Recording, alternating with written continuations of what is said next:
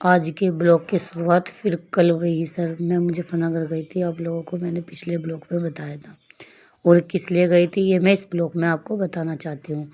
मैं गई थी अपनी बहन के यहाँ पे। हम 4 बहनें हैं और ये मेरी मुझसे बड़ी बहन है। ये देखिए मेरी बहन का 3 महीने पहले एक्सीडेंट हो चुका था।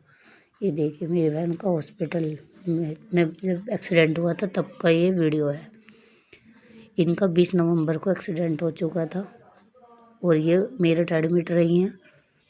मेरठ में जब इन्हें आराम नहीं लगा तो फिर हमने इन्हें देहरादून भर्ती करा था। ये देखिए इनका देहरादून की फ़ोटो है मेरे पास में। ये देखिए तो आज मैं अपनी बहन को देखने के लिए ही जा रही थी। ऊपर वाले का शुक्रिया अदा है कि मेरी बहन बच गई और उसके सिर में चोट आई थी। ये मेरी बहन के यहाँ रास्ता जाने का उसके यहाँ जाने का रास्ता है। मेरी बहन सुक्करताल के पास भोकरडी गाँव में वो वहाँ रहती है। तो आज मैंने कितने दिन हो गए थे उसे देखे हुए, सोचा आज बहन को देखने जाती हूँ। तो आज मेरे जीजा का भी कॉल आया हुआ था कि कुछ काम था घर पे आ जाओ। तो मैं सुबह सुबह अपने बच्चों को लेके चली गई हूँ अपनी बहन के यहाँ पे। बच्चों को तो मैंने अपने मायके छोड़ा है दोनों को और मैं अकेली ही गई थी अपनी बहन के यहाँ पर। ये देखिए वहाँ का रास्ता है। ये कौन सा गाँव है मुझे कमेंट करके बताइए। ये पड़ता है वो करेड़ी के रास्ते पर ही बीच में। ये देखिए फिर मैंने रिक्शा पकड़ी है। रिक्शा से मोड़ने से रिक्शा मिल जाती है।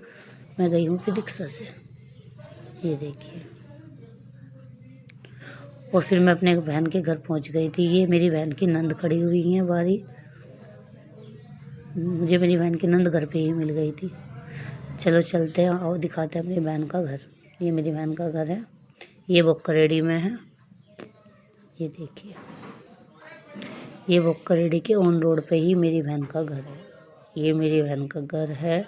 ये देखिए मेरी बहन का घर।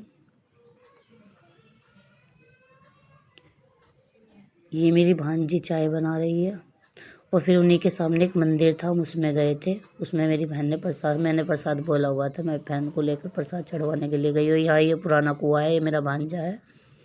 देखिए बहुत पुराना कुआं है, काफ़ी पुराना। जब ये बुक्करड़ी गाँव बसा था तब का ही है। ये पंडित जी बता रहे थे हमें कि ये का कुआं बहुत पुराना है।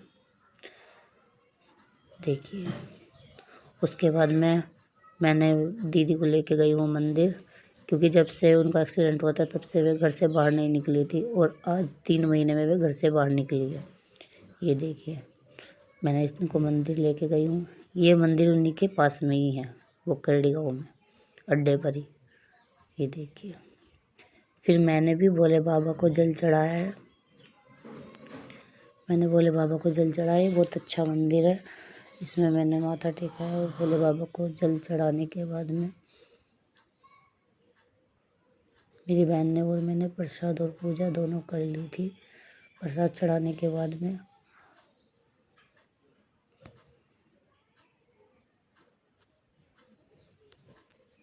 हम आ गए थे बाहर।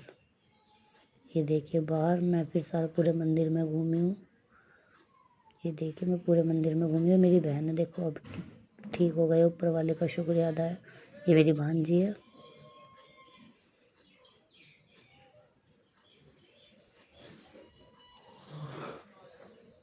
ये देखिए मैं मंदिर में घूमी हूँ बहुत अच्छे से। मुझे मंदिर भी अच्छा लगा है। ये देखिए ये रोड पर ही मंदिर है, बिल्कुल गांव में घुसते ही सार मंदिर है ये।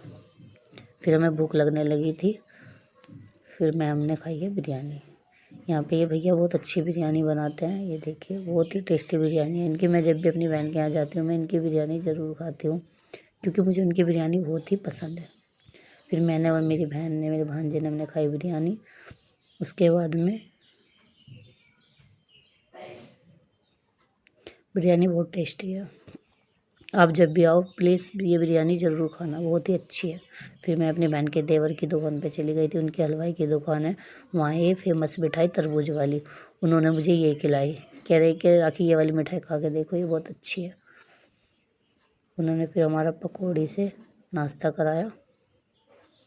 फिर मैं अपने जीजा जी की दुकान पे गई। ये मेरे जीजा जी की दुकान है। ये देखिए ये